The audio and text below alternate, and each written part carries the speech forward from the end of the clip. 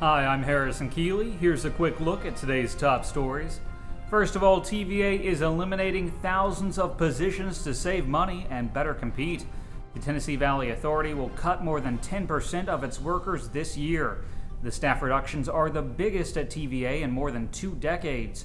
And TVA has already accepted 750 early retirements and resignations under a voluntary incentive program this year.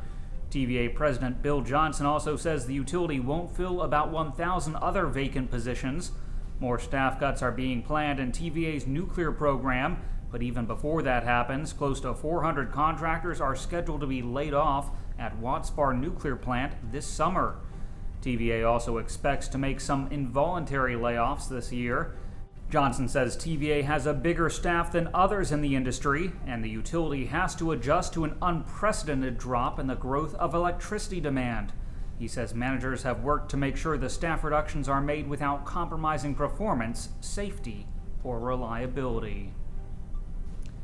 A Tennessee grandpa has been arrested for allegedly killing his grandson after he didn't have dinner ready on time. 63-year-old Harold Gray has been charged with second-degree murder in the death of 31-year-old Anthony Morris. Police say Gray returned home from work on April 25th in Memphis. The two argued, and Gray told police Morris hit him in the face twice. That's when police say Morris followed Gray outside and stabbed him with a knife. Gray is currently being held at the Shelby County Jail. A 71-year-old woman was carjacked at a grocery store in Rossville on Monday. Authorities say the woman's daughter-in-law was inside the store shopping when 2 black males approached with an automatic handgun and asked the victim to get out of the car. The woman says the young men were very polite and she was not injured in the ordeal. The carjackers fled north toward the Tennessee border in a 2011 Hyundai Tucson. The tag number is 972JWX. Anyone with information is asked to call the Walker County Sheriff's Office. A 77-year-old man faces assault charges after he reportedly pulled a knife on a 29-year-old woman. Chattanooga police took Lizzie Roberts into custody at 4200 Dodds Avenue. They say he tossed a knife over a fence once he realized police had arrived on the scene. He'll appear in court May 30th. A man charged with murdering his wife 16 years ago in Hamilton County has been granted bond. 44-year-old Adolphus Hollingsworth is charged with first-degree murder. A judge set his bond at $200,000 with the condition that he remain in the county and wear a tracking device. Hollingsworth was only recently arrested after detectives tracked him to Texas, but he was mistakenly released. He fled to Ohio, but was rearrested there and transported to Hamilton County. WRCB reports he's scheduled back in court June 19th. Senator Stacey Campbell is under fire for comparing Obamacare to the Holocaust. Writing on his blog, Campbell said, quote, "Democrats bragging about the number of mandatory sign-ups for Obamacare is like Germans bragging about the number of mandatory sign-ups for train rides for Jews in the 1940s.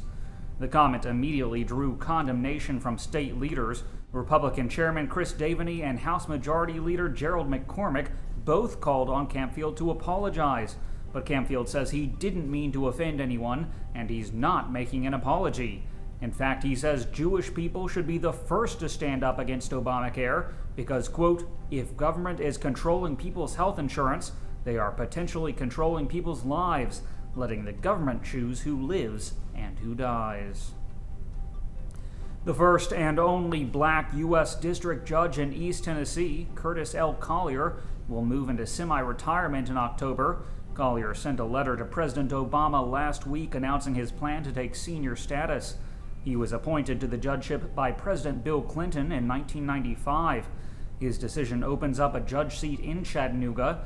Collier's replacement will be decided on by Democratic congressmen, Tennessee's Republican U.S. senators, and the White House. Finally, John Vass Jr., the web editor of the Chattanooga Times Free Press, will retire May 23rd after nearly 49 years at the newspaper. It's going to be a happy time.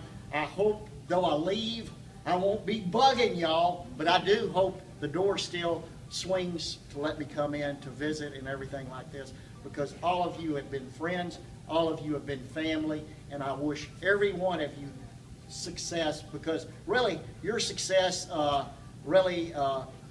is meaningful to this community. Vass is the longest serving current employee at the paper. He started as a teenager in 1965 and went on to become a reporter, business editor, and eventually web editor. Turning to weather, today will be sunny with a high near 88 degrees. The low tonight will be around 58.